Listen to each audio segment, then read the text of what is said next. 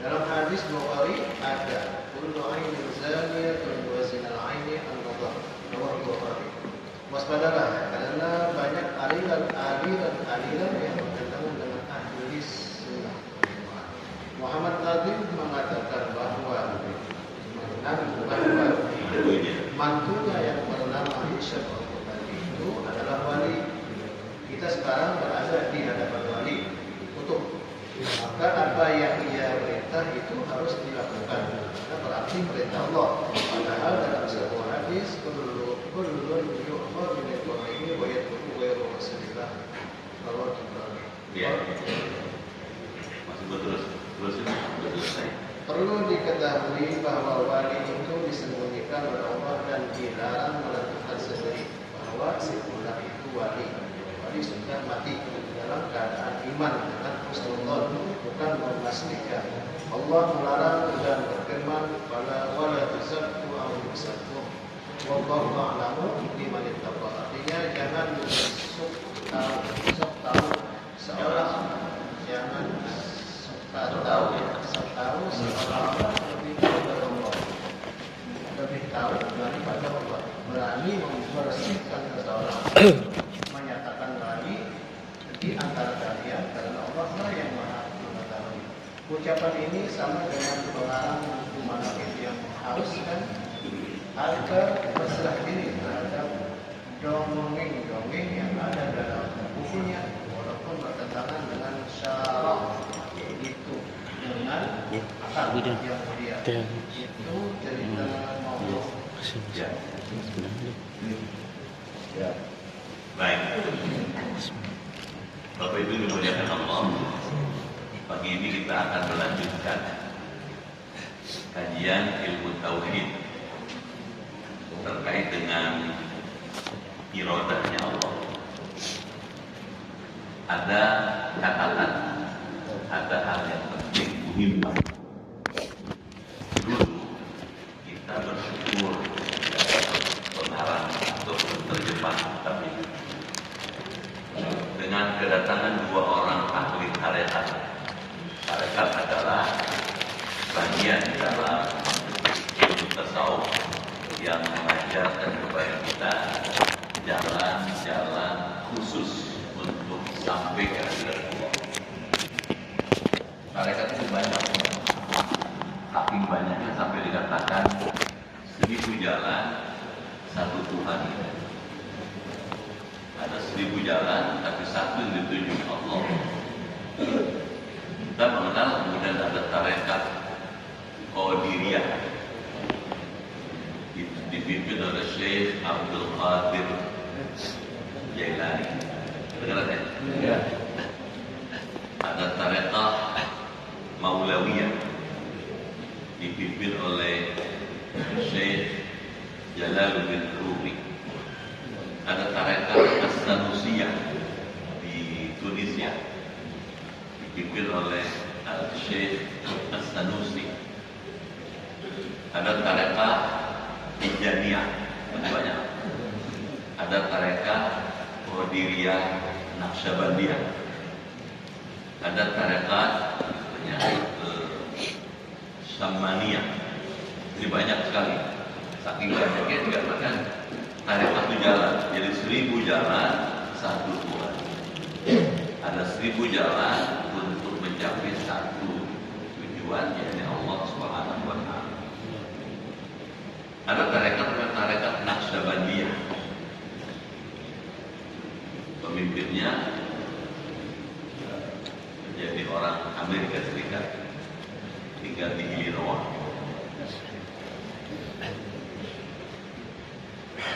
Dulu katanya ketika kita bersyukur dengan kedatangan dua orang ahli tarekat dari Amerika.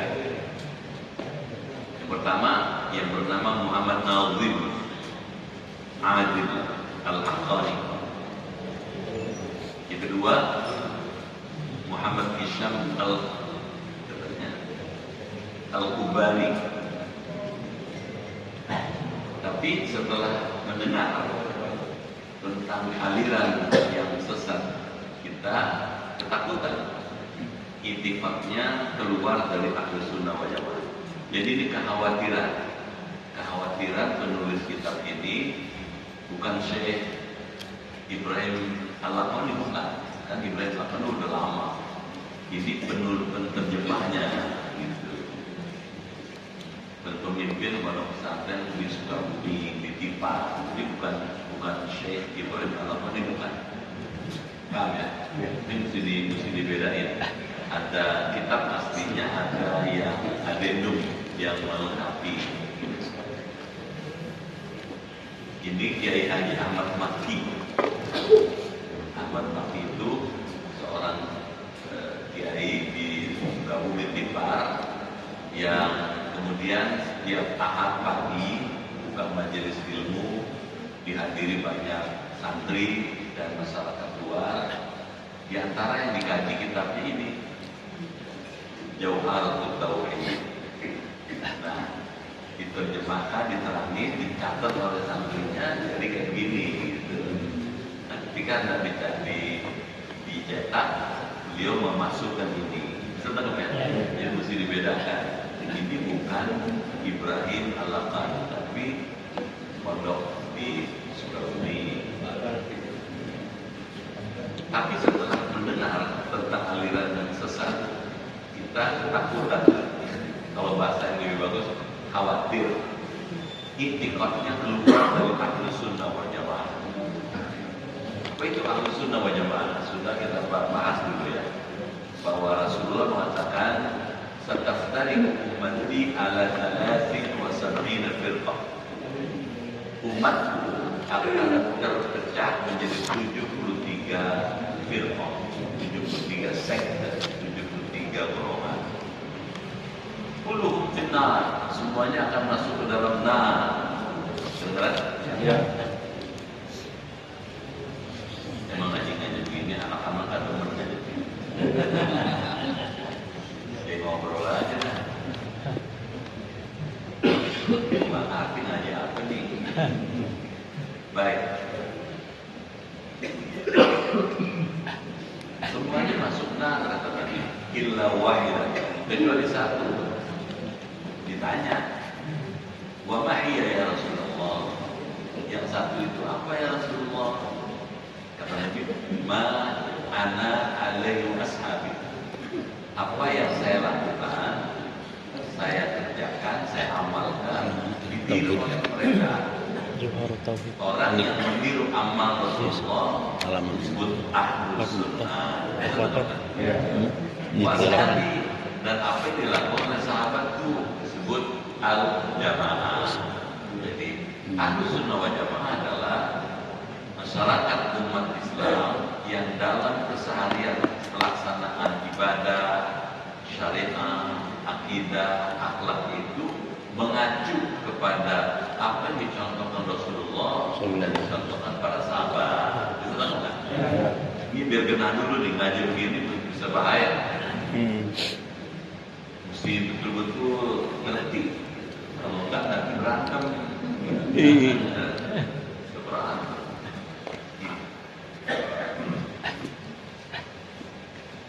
Terus Ahlus Sunnah wal Jamaah inilah yang kemudian disebut a'dhamu umat Nabi Muhammad SAW. Yang paling banyak itu di seluruh dunia itu yang paling banyak Ahlus Sunnah wal Jamaah. Kalau Bapak Ibu membaca buku ditulis oleh orang-orang Barat, orang Amerika, orang Eropa, orang-orang ahli-ahli Timur Tengah yang bukan Muslim, itu menyebut umat Islam dibagi dua. Mereka yang Ahlus Sunnah wal Jamaah disebut dalam bahasa Sunni, kaum Sunni. Siapa nih? Orang Ahlus Sunnah. Yang kedua, Syi'i. Syi'i itu disebut Syiah. Antara Sunni dengan Syi'i ini paling banyak jumlahnya Sunni, gitu. Paling banyak di mana-mana. Indonesia, Malaysia, Singapura, Thailand, Brunei, Irak, Jordan, Palestina, gitu. Jelas ya. Turki, Amerika Serikat juga mayoritas Sunni. Kanada, Mesir, mayoritas Sunni. Yang Syi'i bisa dihitung. Baik. Nah, sudah ditemukan kesesatannya. Jadi menurut penulis atau penerjemah kitab ini ditemukan kesesatannya dalam buku karangannya. Jadi dia menilai ada buku yang ditulis oleh Syekh Nazim Al-Kabani. Nah, apa katanya Nazim Al-Kabani ini? Pertama, ia menyatakan bahwa perintah wali itu adalah perintah Allah. Sampai di sini mesti dipahami baik-baik. Apa betul perintah wali perintah Allah? Dalam kondisi apa perintah wali perintah Allah? Gitu. Tidak bisa dipotong rata. Jadi saya ingin memberikan penjelasan penulis penerjemah ini. Kapan wali disebut kalau ngomong, kalau bicara dia sama dengan bicaranya Allah? Kalau ketika seorang wali dalam keadaan syatohat. Syatohat itu apa? Kondisi di mana seseorang ketika berzikir dalam jumlah frekuensi yang sangat tinggi, dia akan menjadi fana. Betul? Ya. Zikir yang dilakukan dengan sangat banyak, dengan frekuensi yang banyak, dipimpin oleh seorang mursyid, itu akan menyampaikan seseorang pada kondisi fana lillah, lebur. Gitu. Kalau dalam bahasa wali, lebur dening pangastuti. Kedengaran ya? Lebur dia. Kenapa? Kullu man 'alaiha fan wa yabqa wajhu rabbika dzul jalali. Semua yang ada di atas bumi ini akan fana. Fana itu binasa. Binasa itu musnah. Wa yabqa, yang akan tetap tidak musnah, tidak fana, tidak binasa, cuma satu. Wajhu rabbika, zat Tuhanmu. Dzul jalali wal ikram, yang maha mulia dan maha bijaksana. Nah, berdasarkan alasan itu, orang kalau zikirnya sudah dalam fase tertentu, dia akan fana gitu. Pada waktu dia fana, dia akan bicara, ngomong, berpikir, nggak ada lagi yang ada di alam jagat raya ini, cuma yang satu yang ada, Allah. Benar kan? Ya. Kalau orang sudah sampai fase seperti ini, dia akan sudah, saya nggak ada.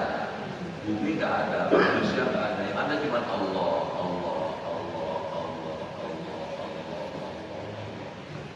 Sudah nyampe hakikat, beneran nggak? Ya. Sudah sampai taraf hakikat. Hakikatnya cuma ada Allah. Kalau ini bakal rusak, bapak ini bakal rusak, kita bakal rusak, saya bakal binasa. Gitu. Yang tidak pernah rusak dan binasa serta lenyap cuma satu, itu Allah. Nah, pada kondisi seperti ini, gitu, kita tahu kan? Yeah. Nah, pada kondisi seperti ini, seorang wali itu tidak lagi wali, dia sudah merepresentasikan Allah. Gitu. Benar? Yeah. Oleh penulis kitab ini dijelaskan, paham gak? Yeah. Contoh. Syekh Siti Jenar dulu pernah bilang Anal Haq, sayalah Tuhan. Gitu. Betul kan? Ya. Nah, ngomong begini kalau dipahami dari segi ilmu tauhid, nyasar, sesat. Mesti diuji dulu. Dalam kondisi apa Syekh Siti Jenar ngomong saya ini Tuhan? Gitu. Saya ini Al-Haq. Al-Haq itu yang maha benar. Yang maha benar cuma satu, Allah. Nah, Syekh Siti Jenar, Hamzah Bansuri dan lain-lain yang setara dengan beliau itu ketika ngomong begitu dalam kondisi syafaat. Syafaat itu sudah lenyap dia. Saya nggak ada, yang ada cuma Allah aja. Dalam kondisi hakikat dan makrifat gitu, kepada Allah. Jelas? Ya. Nah, itu sebabnya kalau dalam keadaan kayak begitu, wali itu ya tidak lain Allah gitu. Oleh para wali yang lain, Syekh Jenar ditangkap, diamankan gitu. Kenapa? Karena ngomong begitu itu kalau ngomong di publik, di masyarakat bawah bisa dianggap murtad. Bisa tekan? Ini bahaya nih, diamankan deh. Gitu. Jangan sampai ngomong begini-begini di depan orang yang awam, yang pengetahuan ketuhanannya, ilmu tauhidnya belum sejauh itu. Gitu. Paham kan? Pendapat ini bertentangan dengan ayat. Dia ngasih dalil. Wa ma tasyauna illa ayyasha'allah rabbul alamin. Kamu tidak berkehendak kecuali kehendak itu datangnya dari Allah Rabbul Alamin. Jadi berdasarkan ayat ini, pahamnya Syekh Nazim Kabbani ini kemudian dianggap keliru. Bisa tahu nggak? Atau dengan ayat Rabbuka yakhluqu ma yasha, dan Tuhanmu, Allah maksudnya, menciptakan apa yang kehendaki. Jadi Allah menciptakan sesuatu suka-suka Allah. Maunya Allah terserah. Dia bisa berbuat apa aja yang oleh manusia dianggap tidak lazim. Contoh, kalau manusia lahir karena ada bapak dan ibunya, Allah bisa menciptakan manusia lahir tanpa bapak. Kira-kira enggak? Kok bisa? Bisa dong, dia maha kuasa. Nabi Isa lahir tanpa bapak. Allah mau kasih tahu, saya kuasa nih, gitu. Jelas? Tidak berarti karena nggak punya bapak langsung bapaknya Allah. Tidak bisa begitu. Bisa tahu? Allah juga bisa menciptakan manusia lahir tanpa ibu. Bisa tahu? Contoh Siti Hawa, gitu. Dapat ada ibunya, gitu. Bisa lahir. Bagaimana ceritanya Siti Hawa kok bisa lahir, bisa tercipta? Ini juga atas kudrat kuasa Allah. Nabi Adam setelah diciptakan oleh Allah dipersilakan tinggal di surga. Silakan kamu makan, minum apa yang ada di surga, semau kamu, sesuka-suka kamu silakan. Gitu. Nah, lama-lama Nabi Adam ketika sudah tinggal di surga itu capek, karena capek ketiduran. Tidur, waktu tidur mimpi. Mimpinya Nabi wahyu gitu. Kayak mimpi Nabi Ibrahim, wahyu itu jelas kan? Bapak menyembelih hewan kurban itu karena mimpi Nabi Ibrahim. Mimpi dalam Islam itu punya makna yang strategis kalau memenuhi syarat. Ketika mimpi, dalam mimpinya Nabi Adam ditanya sama Allah gitu. Dan pengen apa lagi ente? Gitu. Bisa tak apa? Pengen apa lagi ente? Gitu. Kata Nabi Adam, ya Allah, saya pengen punya teman yang bisa menemani saya di surga ini. Gitu. Emang di surga enak, makan, minum, semuanya serba enak. Cuman pasti kurang ya Allah, nggak punya teman nih. Dengan kuasa Allah, dengan izin Allah, dengan kudrat iradat Allah, begitu mendusin, ngelilir, begitu ngelilir, ya udah ada Siti Hawa. Senang tuh Nabi Adam. Apa maknanya? Ya Allah bisa menciptakan sesuatu sekehendaknya. Gitu. Bisa tahu ya? Ini kudratnya Allah. Terus dan ayat wallahu yaf'alu ma yasha. Artinya Allah itu menciptakan segala apa yang Dia kehendaki. Dan Ia pilih, bukan kehendak manusia. Nah, di sini mau dibedakan antara kehendak Allah dengan kehendak manusia. Jawabannya benar. Bahwa kehendak Allah tidak otomatis kehendak manusia. Gitu. Memang benar. Gitu. Tetapi dalam kondisi syatohat, dalam kondisi orang dalam keadaan fana, gitu, dia tidak lagi mewakili manusia, tapi sudah mewakili Allah. Gitu.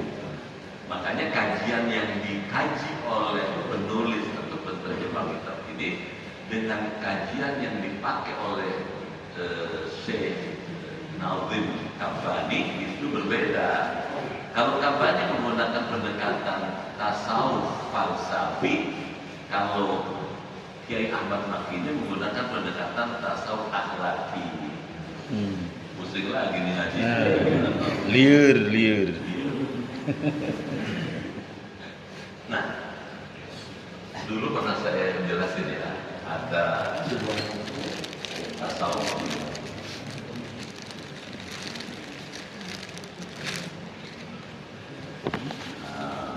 Ilmu tasawuf.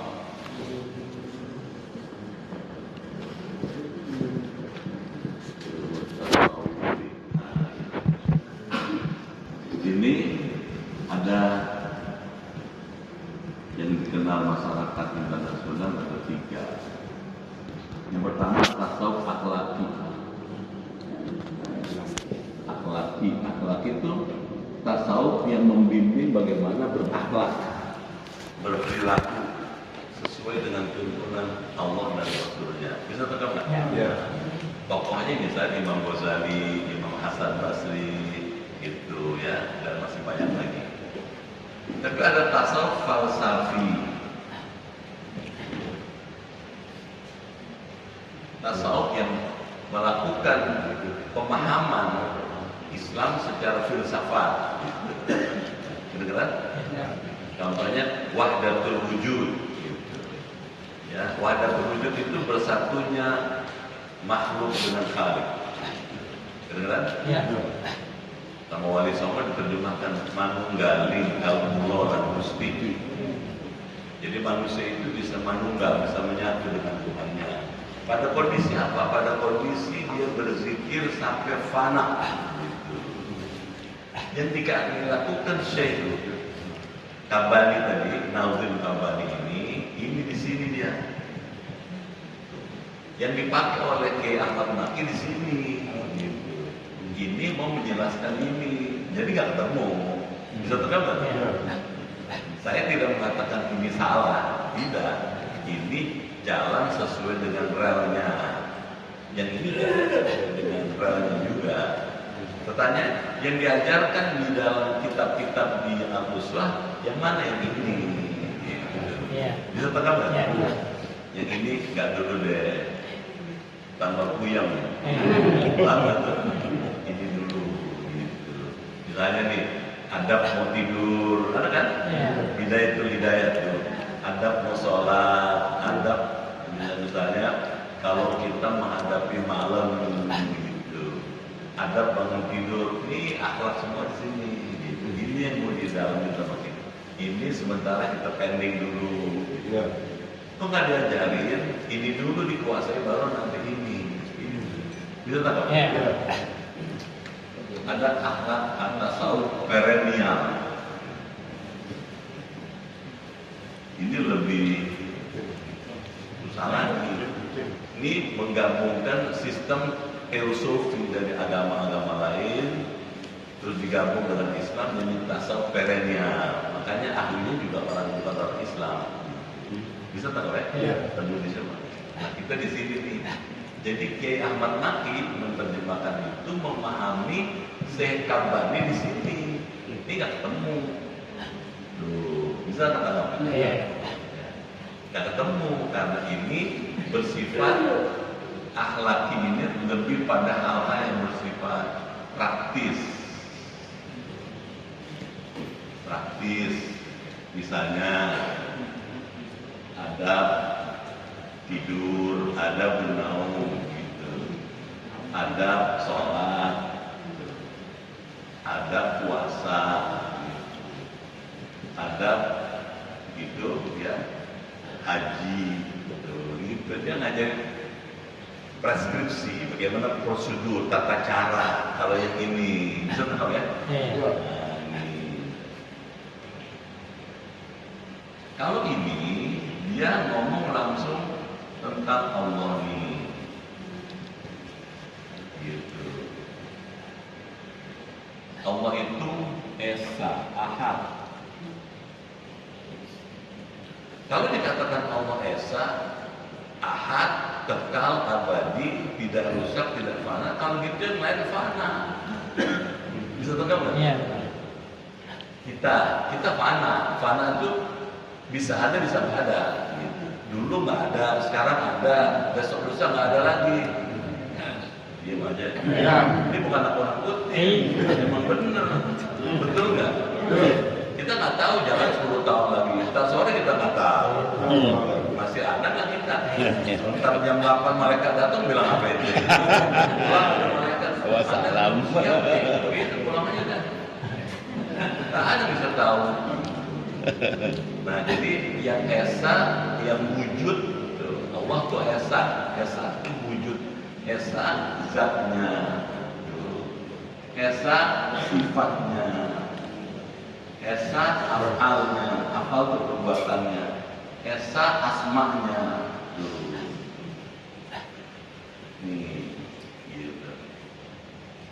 Karena Allah esa zatnya itu dan zatnya Allah itu wujud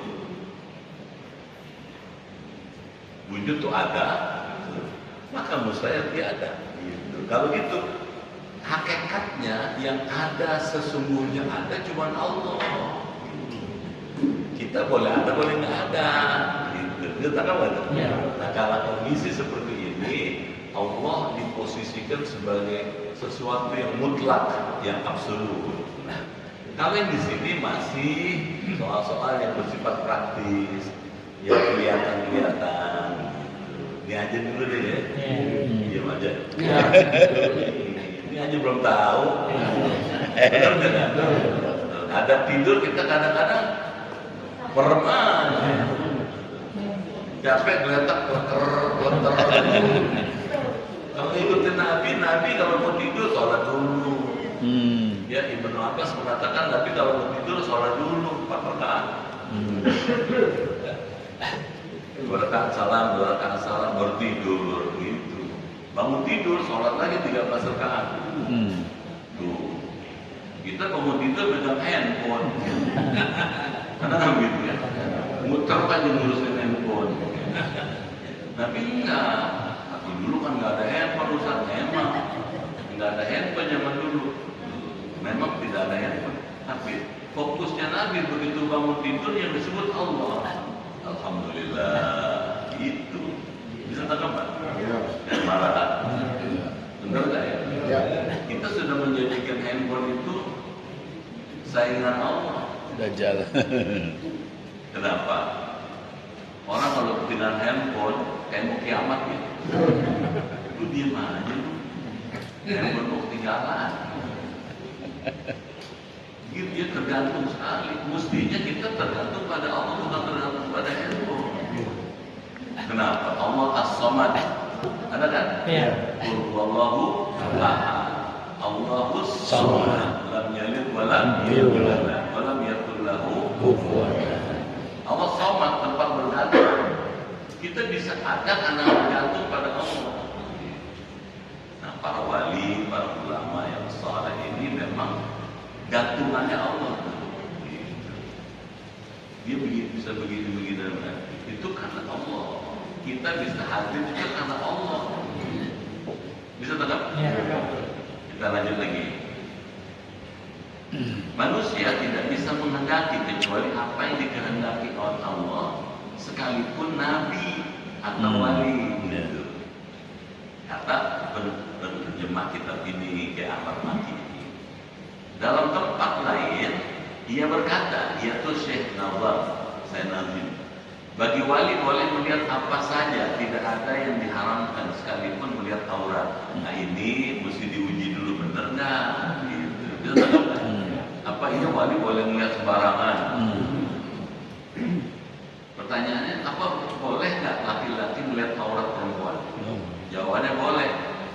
Kalau dia punya posisi sebagai tabib, dokter. Benar nggak? Dokter, ahli kandungan, ginekolog, gitu. Obstetrik ginekolog itu dia mesti menghadapi pasien yang terkait dengan kandungan. Benar nggak? Nah, untuk si dokter ini boleh melihat. Meskipun demikian, kalau dokter itu laki-laki, afdolnya ketika dia melihat pasien itu afdol didampingi suami pasien. Kedengeran kan? Ya. Jadi memang ada rukhsah. Ada. Kenapa boleh melihat? Kalau nggak melihat bagaimana ngobatinnya? Paham nggak tuh? Ya. Untuk kasus-kasus seperti itu menyenangkan. Gitu. Nah, dalam keadaan biasa, ini mesti diuji benar nggak nih bukunya Syekh Nazim Kabani ini membolehkan melihat aurat wali itu. Mesti diuji dulu.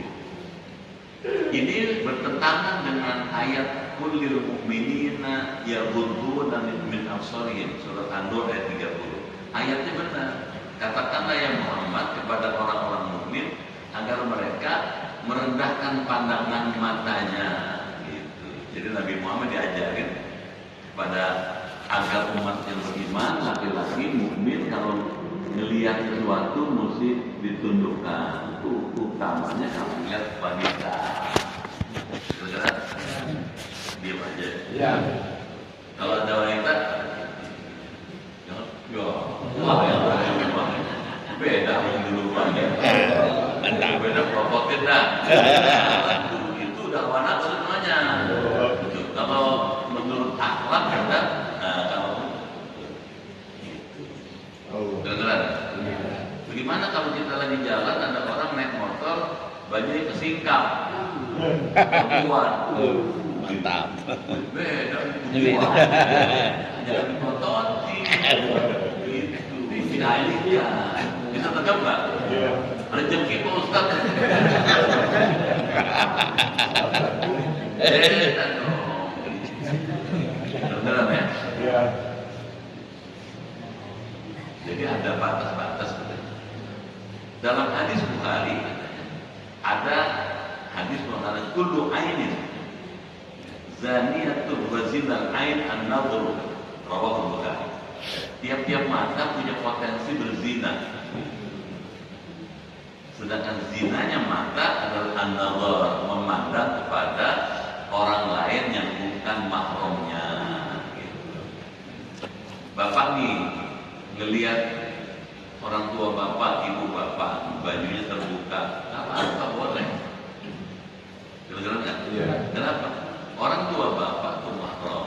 Gitu.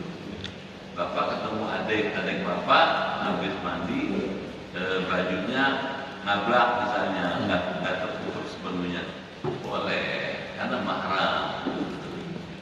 Kalau boleh, orang perempuan yang tadinya orang lain kemudian dinikah, dia statusnya seperti orang bukan mahram, nggak boleh. Kira-kira nggak? Kalau bersentuhan, tapi kalau di kamar boleh. Diam aja.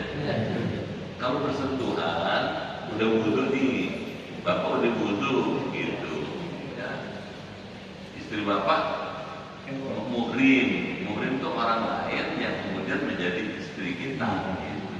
Nah, ketika dia orang lain bersentuhan dengan kita, maka menurut Imam Syafi'i sebaiknya wudu lagi.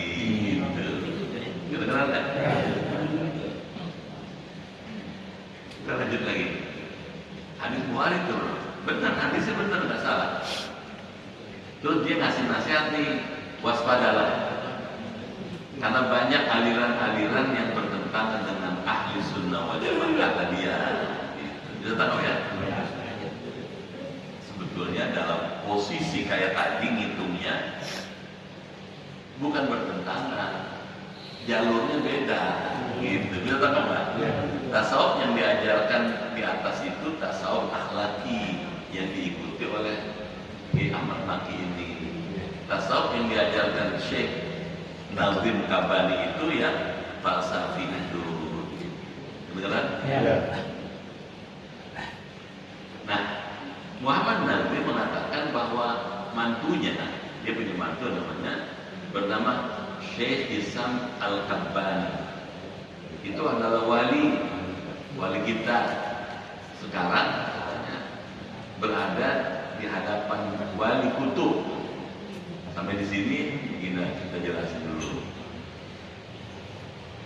Ada dium, ada dalil. La ya'riful wali illal wali. Bisa tahu nggak? Ya. Diam aja deh. Ya. Susah kali menyendiri. Liur.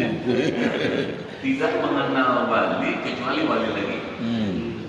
Si A wali, dia bisa tahu kalau si B wali karena dia punya alat untuk menetapkan B itu wali. dia punya tahu nih, dia punya sejumlah alasan mengatakan B itu wali. Kalau bukan wali, pasti dia bilang ini bukan wali. Karena wali itu punya sejumlah kriteria, punya sejumlah alasan untuk dikatakan itu wali. Nah, Syekh Nazim Kabbani bilang mantu saya itu wali. Sampai di sini kita pahami dulu. Boleh jadi paham ini benar, boleh jadi karena Syekh Nazim Kabbani ketika melihat perilaku, akhlak, amal, ibadah, wawasan, pikiran yang dimiliki Hisham Kabbani itu memenuhi syarat untuk disebut wali. Bisa tak? Jadi kita jangan suudzon. Kalau ngajian sama saya mesti teliti. Kedengeran ya? Teliti dulu. Pendapat orang itu mesti diteliti sungguh dan sampai betul-betul gitu. Boleh jadi Syekh Nazim Kabbani itu mengatakan menantunya itu wali karena dia punya alasan. Sampai di sini cukup. Cuman ketika mengatakan wali kutub, sampai di stop dulu. Gitu. Ada catatannya. Di kalangan ulama Ahlussunnah wal Jamaah, wali kutub itu sudah jelas. Namanya Syekh Abdul Qadir Al-Jailani. Kedengeran? Atau boleh disebut Syekh Abdul Qadir Al-Jilani. Kenapa Jilani? Dia lahir di desa Jilan. Karena Jilan itu pakai ya, gitu. Ada yang baca pakai kasrah Jilani, ada yang baca pakai fathah. Kalau pakai fathah Al-Jailani. Kedengeran nggak? Yang gara-gara begini jangan diributin. Paham gak tuh? Kita gara-gara A sama I aja gak bener loh. Mesti teliti. Kenapa di bahasa Jilani? Kenapa bahasa Al-Jailani? Dua-duanya masih bisa diterima karena cara membacanya aja. Pakai fathah jadi Al-Jailani, kalau pakai kasar Al-Jilani. Kalau lihat aslinya memang biasanya kampung itu Jilan. Jilan itu di Tiras. Syekh Abdul Qadir Jailani pernah saya cerita sini kan, seorang yang sangat jujur, lurus, lempeng gitu. Saking jujur dan lurusnya itu sampai seorang begal berhenti jadi begal, taubat kepada Allah. Ceritanya gimana? Abdul Qadir Jailani masih remaja, sudah khatam Quran, disuruh sama ibunya, kamu pergi ke Baghdad ya, belajar ilmu Islam di Baghdad. Nih mama kasih uang nih sama kamu nih. Ada riwayat mengatakan 90 dinar. Pesan mama sama kamu, masih gede-gede kan? Iya. Jangan sama ngomong sendiri kan? Pesan mama, jadilah orang yang jujur, gitu. Jangan bohong, gitu. Hiduplah lurus, ikutin syariat dengan baik, gitu. Jalan nih, duitnya dimasukin ke dalam gamisnya, diikat supaya gak jatuh. Di tengah jalan, di sono kan bapak beli sewayannya, gurun pasir, itu nggak ada rumah, jarang rumah gitu. Kalaupun ada orang, biasanya orang-orang jahat-jahat, begal-begal. Gitu. Begal tuh kalau melihat ada orang lewat begitu, di stop. Gitu. Begitu stop, punya duit nggak? Gitu, kata si begal. Kedengeran nggak? Abdul Qadir Jailani ingat pesan ibunya, jangan bohong, jujur aja. Punya duit nggak kamu? Punya.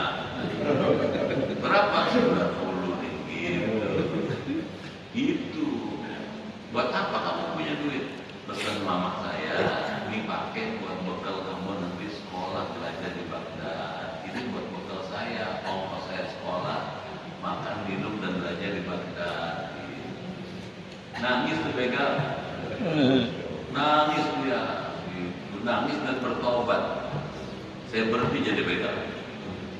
Kenapa berhenti? Ada orang yang begitu jujur, kedengeran nggak? Iya.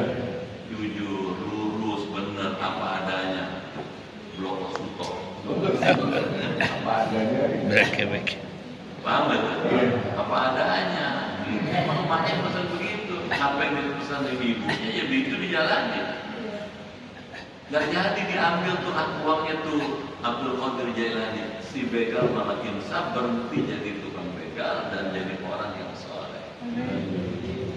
Jadi dari remaja Abdul Qadir Jailani memang sudah terkenal jujur, jelas kan?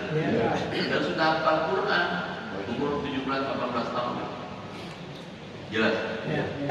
Kita udah puluhan tahun nggak hafal-hafal. Paham ya? Jangan Quran Al-Baqarahnya nggak hatam-hatam. Ramadan nggak hatam Al-Baqarah. Jadi sampai di sini kita stop dulu. Menurut Syekh Nazim Kambani, mandinya itu wali kutub. Kita hormati aja pendapat itu. Bisa betul nggak? Karena dia ngomong sama seturu-turu dia, sama jemaahnya, gitu. Kita di luar jemaah itu kita mengapresiasi, silakan aja kalau ngomong sama lingkungannya silakan aja, gitu. Maka apa yang ia perintah itu harus dilakukan karena berarti perintah Allah. Nah, tadi itu cara berpikirnya tadi. Padahal dalam sebuah hadis kullun yukhadu min qawli wa yatruku ghairu Rasulillah sallallahu alaihi wasallam. Segala sesuatu itu diambil dari ucapannya dan meninggalkan apa yang selain dari Rasulullah. Hadis riwayat Imam Tabrani. Berdasarkan hadis ini Syekh Nazim Kambani dianggap sudah keliru, gitu. Paham itu? Perlu diketahui bahwa wali itu disembunyikan oleh Allah. Ini benar. Wali itu disembunyikan. Artinya wali itu umumnya tidak terkenal. Benar nggak? Iya.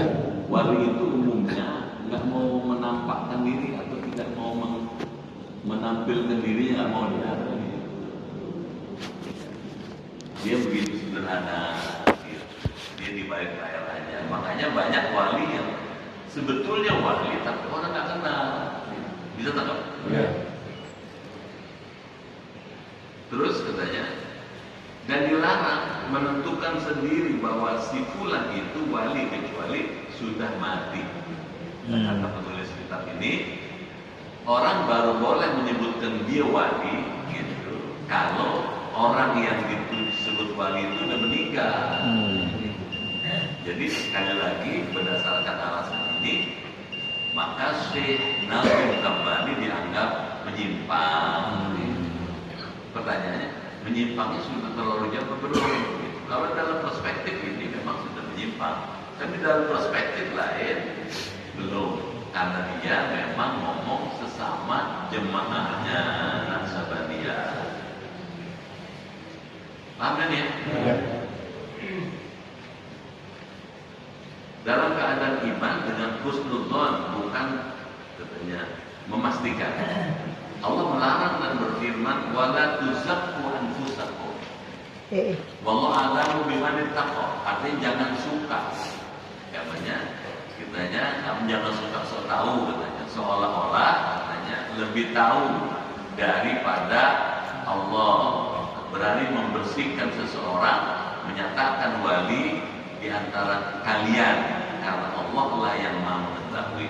Jadi yang orang kalau tidak suka ya ada banyak dalil untuk membantahnya. Kalau saya bilang kita hormati sebatas memang di lingkungannya. Bisa tangkap nggak? Dia sama-sama ngomongnya di lingkungan jemaah Naksabandia. Karena kita bukan tarekat Naksabandia, kita hormati saja sebatas itu. Jelas nggak? Ya. Karena katanya Allah yang maha mengetahui. Ucapan ini sama dengan pengarang buku Manaqib. Pernah dengar Manaqib ya? Manaqib Syekh Abdul Qadir Jailani. Manaqib itu kalau bahasa kita biografi. Jadi kalau di banyak tempat itu Manaqib Syekh Abdul Qadir Jailani itu ditulis dalam bahasa lokal. Sejarah hidup Syekh Abdul Qadir Jailani ditulis dalam bahasa lokal. Karena ini cerita, supaya cerita itu bisa menarik dan didengar oleh orang banyak, pakai hidung. Bagus. Benar-benar kan? Dibaca dalam bahasa lokal, kemudian dinyanyiin. Diam aja nih. Ya. Contoh nih, ada kidung Asmarandana, ada kidung Dandang Pulo, mana orang Jawa, ada Pangkur, gitu. Ada yang lain-lain. Nah, kenapa begitu? Tujuannya supaya memikat si pendengar, bahwa mendengarkan biografi berupa manakib itu bagus, cuman sebaiknya dia terjemahkan pakai bahasa lokal. Kalau saya aja boleh baca manakib Abdul Qadir Jailani, cuma terangnya pakai bahasa sini yang orang bisa ngerti. Paham ya? Contoh nih, kalau kita baca Rawi, masih kedengaran? Ya. Rawi, ada Rawi Barzanji, ada Syaraf Al-Anam, ada Natal, gitu kan? Ada Rawi Dibai, gitu. Ya. Dan masih banyak yang lain-lain. Itu langgamnya itu beda-beda tuh. Ya, melakukannya beda-beda, gitu. Ya. Tujuannya apa? Supaya biografi Nabi itu namanya Rawi itu bisa dimengerti dan dinikmati. Karena kalau dibaca datar aja, lama-lama orang merenung. Beneran deh. Saya dengerin pulas aja. Tapi datar aja. Tapi kalau pakai lagu orang senang. Misalnya nih, Tala'al badru 'alaina min thaniyatil wada. Ada gitu. Wajaba syukru 'alaina ma da'an lillahi. Kan ada kan? Itu sudah ada sejak Nabi Muhammad. Gimana ceritanya? Ketika Nabi datang ke Madinah dari Kuba, Nabi Muhammad dari Mekah jalan hijrah tuh sampai di Kuba, itu Nabi berhenti di situ membangun masjid Kuba. Dengar ya? Begitu sudah jadi masjid Kuba, itu banyak kaum muslimin di Kuba itu sholat di situ karena imamnya Nabi Muhammad. Lama-lama orang Yahudi yang tinggal di situ bikin masjid saingan. Paham gak? Namanya Masjid Diror. Pas di seberang, kalau ini Masjid Kuba, seberangnya ada Masjid Diror dibangun oleh orang Yahudi dengan maksud supaya nyaingin Masjid Nabi itu Kuba, gitu. Kedengaran kan? Ternyata isinya orang-orang Yahudi semua yang pura-pura Islam. Nah, Allah mengatakan la taqumu fihi, jangan kamu sholat di dalamnya.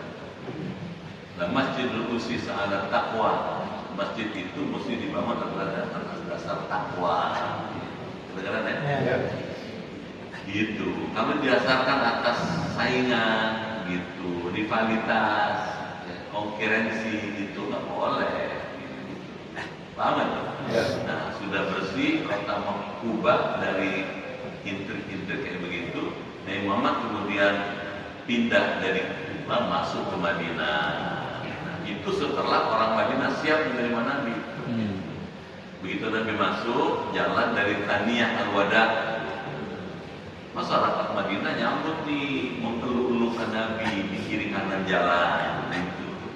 Begitu Nabi muncul gitu, mereka bilang, Tala'al badru 'alaina min thaniyatil wada. Tala'al badru 'alaina, telah terbit di tengah-tengah kita Al-Badr. Al-Badr itu rembulan. Min thaniyatil wada, dari desa Saniyah Al-Wada. Wajib bersyukur alaina, wajib kita bersyukur kepada Allah karena kedatangan ini. Nah, sejak Nabi datang ke kota Madinah, tadi Yatsrib itu Nabi dan kaum muslimin mendirikan Masjid Nabawi. Bisa tahu nggak? Nah, di seberang Masjid Nabawi, Nabi tinggal di situ, di serambinya. Nah, kota Yatsrib yang semula namanya Yatsrib kemudian berubah jadi Al-Madinah Al-Munawwarah. Paham gitu ya? Ya. Kenapa mesti dilakukan? Supaya menarik, supaya senang. supaya orang yang dengarnya suka. Jelas kan? Ya. Misalnya ada ya Rabbi sholli ala Muhammad, ya Rabbi sholli alaihi.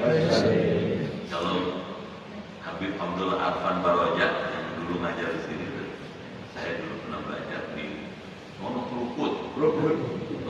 Iya. Pekojan.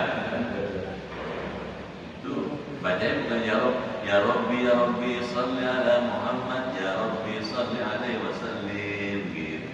Kedengeran enggak? Iya. Nah di tengahnya tuh ada tuh ya Rabbi sholli ala Muhammad, ya Rabbi ballighna nazuru. Ya Allah, sampaikanlah salawat kepada Nabi Muhammad. Ya Allah, katanya, sampaikanlah kami menziarahi beliau. Ada jemaah saya dulu tahun 80-an, tahun 90-an, saya ngajar di sana di Poglar, tahu nggak Poglar? Pesing. Ada itu Pesing ya. Di Pesing itu ada Poglar. Saya ngajar di masjid situ. Salah seorang berbotnya, malah pengurus dia, itu saya jelasin itu selawat itu. Dia saking kepengennya tuh bisa ziarah ke kubur Nabi, dia tiap hari baca doa-baca. Pagi sore dibaca terus di sama dia. Sampai hafal ya. Dengan izin Allah, Allah kabulkan. Bisa pergi haji. Amin. Supaya waktu bilang balighna nazuru, ya Allah sampaikanlah kami bisa menziarahi Nabi Muhammad. Allah kabulin rupanya. Bagaimana caranya? Kalau melihat lahiriahnya kayaknya nggak ada potongan tuh. Mohon maaf ya, nggak ada potongan gitu. Tinggal di pinggir kali. Gitu. Kalau kalinya naik banjir, rumahnya masuk banjir. Gitu. Hidupnya juga sederhana. Tapi dia tuh pengen pergi haji. Kalau kabulin tuh doanya sambil baca selawat itu, gitu. Keponakannya datang, kedengeran nggak tuh? Iya. Cing, tahu cing nggak? Iya. Cing katanya. Mau pergi haji nggak cing katanya? Ah lu bercanda aja. Gua duit dari mana pergi haji? Gitu kata dia. Mau kagak pergi haji? Mau kalau ada ongkosnya maksudnya gitu. Pokoknya cing katanya. KTP, KTP dikasih. Ada nggak foto, pas foto? Kagak ada gua katanya. Kalau klise ada nih klise, tetap klise ya. Dulu pakai klise dulu. Nih kalau klise ada nih, dibawa sama ponakannya. Karena modal KTP dan klise itu pergi haji. Dia datang ke rumah saya tuh. Si bapak itu, Pak katanya, Ustaz katanya, mohon bisa ke rumah saya, kapan ada sekian, ada apa Pak? Saya mau pergi haji, sambil semangat dia. Saya juga terherankan, kok bisa pergi dalam hati? Kok bisa pergi haji? Gimana ceritanya? Gitu dalam hati saya. Gimana Bapak pergi haji? Ya, diceritain kayak tadi. Rupanya Allah kabulin tuh. Amin. Ada hadis mana? Siapa orang berdoa didahului dengan membaca selawat, doanya nggak ditolak. Amin. Ternyata rawi jibai itu di samping doa juga ada selawatnya. Gitu. Ya Rabbi sholli ala Muhammad, ya Rabbi ballighna nazuru. Gitu. Ya Rabbi sholli ala Muhammad itu selawat. Ya Rabbi ballighna nazur itu doa. Doa yang didahului dengan baca salawat tidak ditolak, benar. Ini orang sekarang yang bid'ah aja. Paham gak tuh? Bid'ah lo, baca-baca ya Rabbi bil Mustafa baligh maqasidana, bid'ah tuh katanya musyrik. Terlalu jauh memahami agama secara sembrono. Padahal ada alasan hadisnya. Jelas deh? Di jam 2. Jam 2 ya. Cukup dulu ya. Ya. Alhamdulillah. Amin. 5 menit lah kalau menanya ya. Saya mau ngajar lagi tuh. Ya Ibu.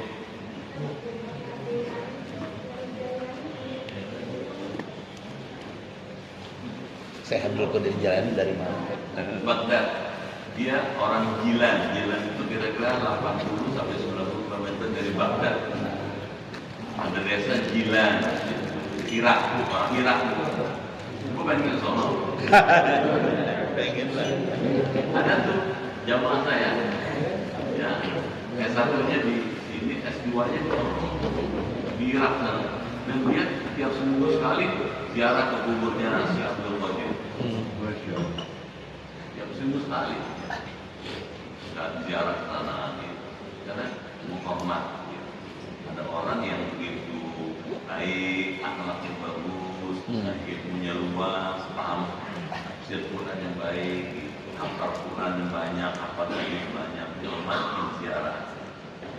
Jelas?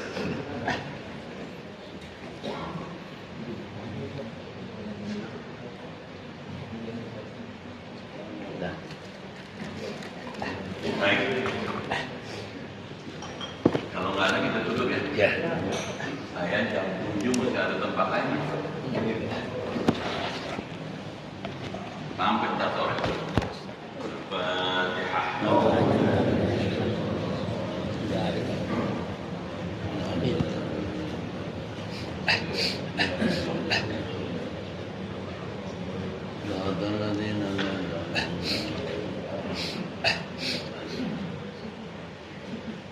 Bismillahirrahmanirrahim.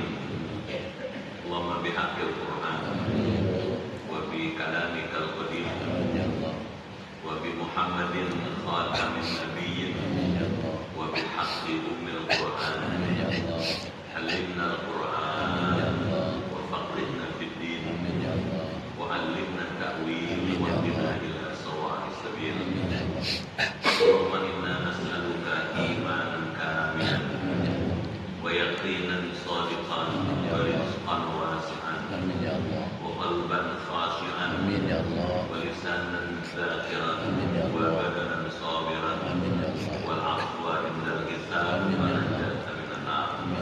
Allahumma khtim lana bi husnil khatimah wa la takhtim alaina bi su'il khatimah. Rabbana